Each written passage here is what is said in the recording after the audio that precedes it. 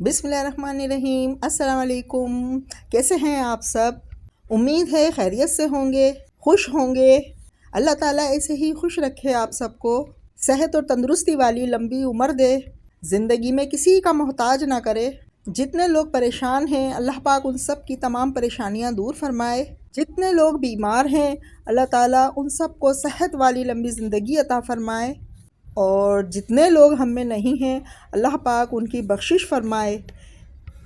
मेरी दुआएं आप सब के लिए, और आप सब भी मेरे लिए और मेरी फैमिली के लिए दुआ किया करें, दुआओं में याद रखा करें। तो जनाब, मुझे आज ग्रॉसरी के लिए बाहर जाना था। मैंने सोचा क्यों ना थोड़ा व्लॉग भी बना लिया जाए, आपको दिखाया जाए। तो हम आ गए हैं मैक्स बचत। ये हमें करीब भी पड़ता है और मुझे यहाँ की सब्ज़ियाँ बहुत पसंद हैं। सब्ज़ी मैं बाहर से कहीं से नहीं लेती, सब्ज़ी हम यहीं से लेते हैं।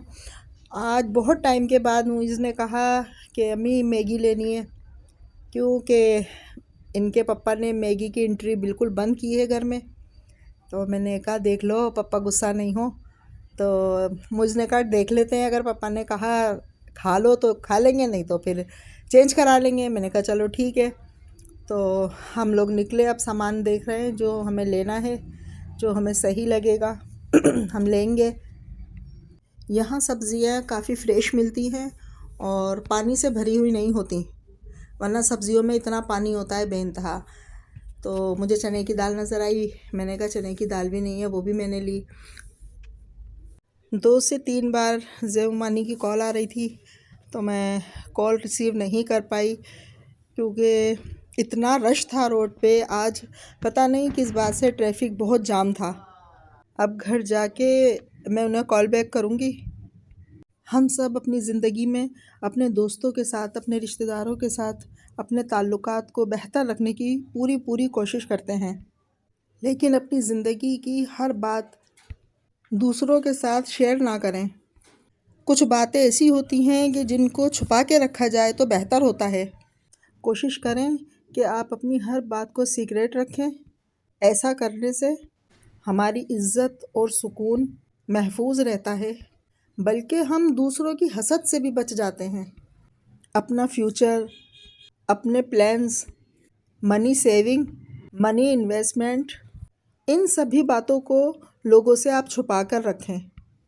मैंने जल्दी सामान लिया है क्योंकि मुझे घर भी पहुंचना था जल्दी, क्योंकि मैं खाना बनाकर नहीं आई थी, तो कुछ सामान की कमी थी, उसके लिए मुझे आना था। अच्छा, आज हम सुबह सोकर उठे तो हमारी लाइट नहीं थी, सुबह से शाम तक हमारी लाइट नहीं थी। तो हम लोग इतना परेशान थे, पता नहीं क्यों नहीं है लाइट। तो अब मैं बाहर निकली, अब पता चला कि लाइट क्यों नहीं थी, क्योंकि यहाँ दरख्तों की कटाई हो रही है, तो जिसकी वजह से उन्होंने पूरी लाइट बंद की हुई थी। तो इसलिए हमारी लाइट नहीं थी सुबह से। ये है रानी बाग का हिस्सा, रानी बाग वाला रोड है ये।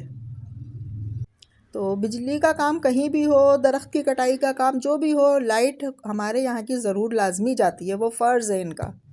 तो हम घर आए, घर आके फ़्रेश हुए, कपड़े वगैरह चेंज किए। फिर ग्रोसरी करना तो बहुत आसान है, लेकिन फिर वहाँ से आने के बाद एक एक चीज़ को ठिकाने करना, उसको रखना, इसमें जो है ना बहुत टाइम लग जाता है। खैर वो भी किया हमने। पहले तो ये होता था कि मैं जाती थी, सामान वगैरह सब लेकर आ जाती थी और बस लाके जहाँ रखती थी ना, मैं वो वहीं रखा रहता था।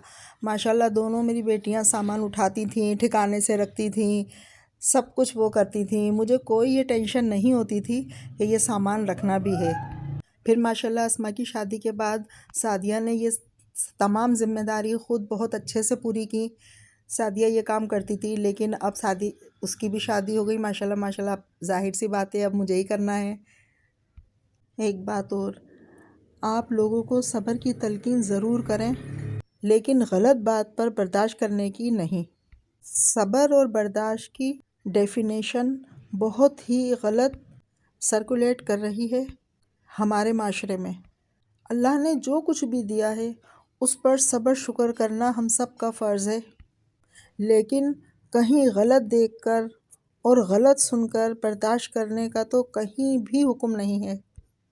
जब किसी को अपनी इज़्ज़त के मामले पर जुल्म ज़्यादती पर समझौता ना करने का मशवरा दो तो लोग एतराज़ करने आ जाते हैं कि नेगेटिविटी फैला रही है।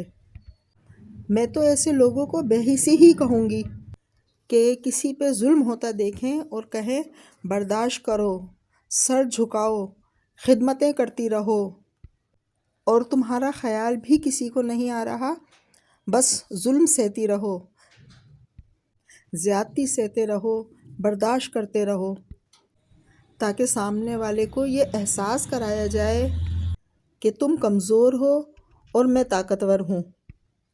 या फिर आप इग्नोर करें, एक कान से सुने और दूसरे कान से निकाल दें। या फिर उनके लिए एक शट अप कॉल तो बनती है।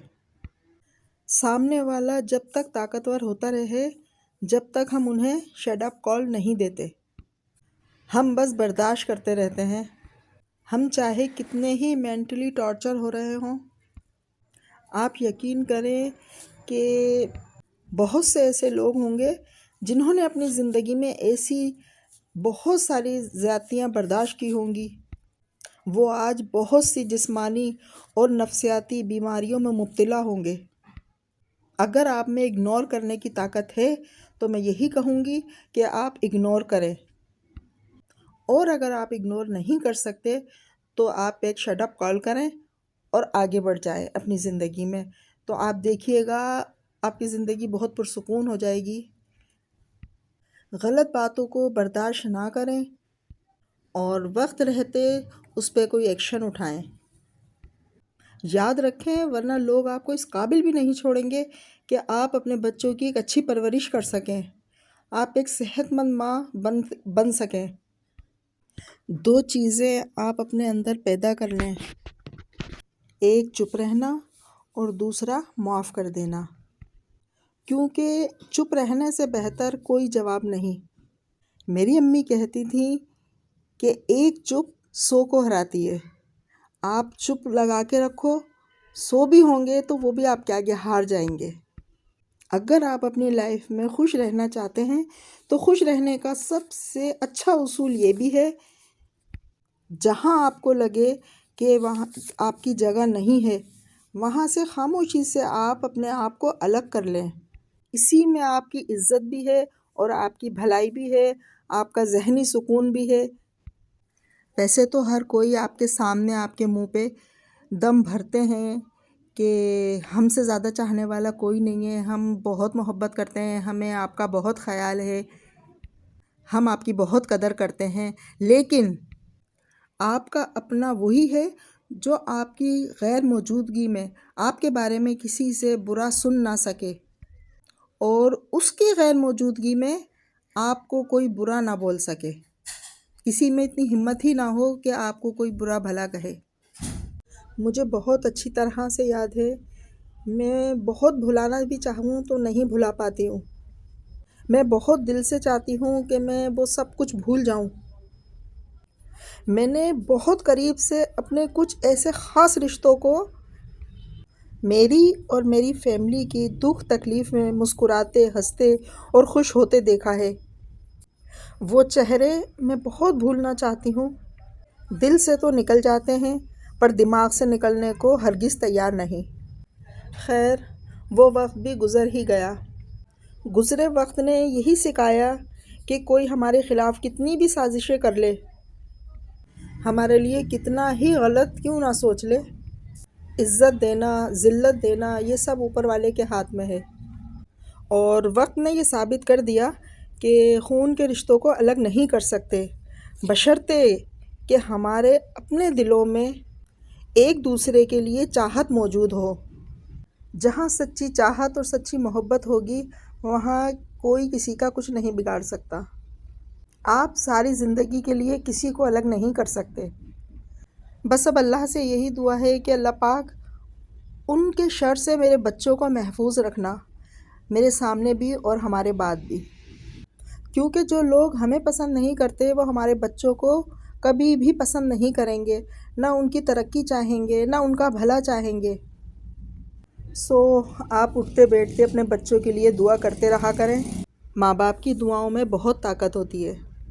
तो बातें करते करते मेरे सारे ही काम हो चुके थे। अब बारी है खाना बनाने की। मैंने सुबह उठते ही 1 किलो चिकन थी बोनलेस, मैंने घर में ही उसको चॉपर में डाल के उसका कीमा बनाया। और फिर उसके बाद मैंने इसमें नमक, कुटी हुई मिर्च, ज़ीरा, सौंफ और धनिया इन्हें ड्राई करा और मोटा मोटा कूट के वो डाला। थोड़ा चाट मसाला, थोड़ा गरम मसाला, प्याज, हरी मिर्चें, हरा धनिया, पुदीना और एक नींबू का रस निकाल के वो इन्हें सबको मैं बहुत अच्छी तरह से मैरिनेट करके फ्रिज में रख के सुबह मैंने ये कर लिया था। फिर उसके बाद मैं थोड़ा सामान लेने गई घर का, फिर सामान वगैरह लेकर आई। फिर मैंने आने के बाद सामान ठिकाने किया, तो फिर अब मैं इन्हें फ्राई करने खड़ी हुई। ये माशाल्लाह बहुत अच्छे बने थे। और हाँ, मैंने इसमें एक कोयले का दम भी दिया था और इसके साथ मैंने कुछ अंडे आलू भी बनाए थे, सोच के कि जिसे जो पसंद होगा वो खा लेंगे। मेरी वीडियो अगर आपको अच्छी लगी हो तो मेरे चैनल को सब्सक्राइब कर दीजिएगा। मेरी बातें अच्छी लगी हों तो लाइक कीजिएगा। और अगर मेरी कोई बात आपको बुरी लगी हो तो कमेंट सेक्शन में आके मुझे बताइएगा कि आपको मेरी ये बात बुरी लगी है। और ये देखें माशाल्लाह मेरे सीख कबाब, इनका कलर देखें आप, बहुत माशाल्लाह बहुत प्यारा लगा है और जायका भी माशाल्लाह बहुत अच्छा था। और अगर आपको इसकी फुल रेसिपी चाहिए तो आप मुझे कमेंट बॉक्स में आके बताइएगा। मैं इंशाल्लाह आपके खातिर दोबारा बनाऊंगी और आपको पूरा तरीके से बताऊंगी कि किस तरीके से मैंने बनाए हैं। और मौसम बहुत तेज़ी से चेंज हो रहा है, आप लोग अपना ख्याल रखें। सुबह में अच्छी खासी बहुत ठंड होती है और शाम में बहुत ठंड होती है, लेकिन जो दोपहर का टाइम होता है, दोपहर में इतनी गर्मी होती है कि पंखा चलाना पड़ता है। और हैदराबाद की तो गर्मी है ही बहुत मशहूर। हैदराबाद में जिस तरीके से इतनी शदीद गर्मी पड़ती है, इसी तरीके से यहाँ सर्दी भी बहुत होती है। कराची की बनिस्बत हैदराबाद में बहुत गर्मी और बहुत सर्दी दोनों ही ज़्यादा होती हैं। तो खाना हमारा तैयार है, आ जाएं मिलकर सब खाना खाते हैं। अपनी दुआओं में मुझे, मेरी फैमिली को याद रखिएगा। इंशाल्लाह बहुत जल्दी अगले व्लॉग में फिर मिलते हैं। तब तक के लिए आप भी अपना बहुत ख्याल रखिएगा। अल्लाह हाफिज़।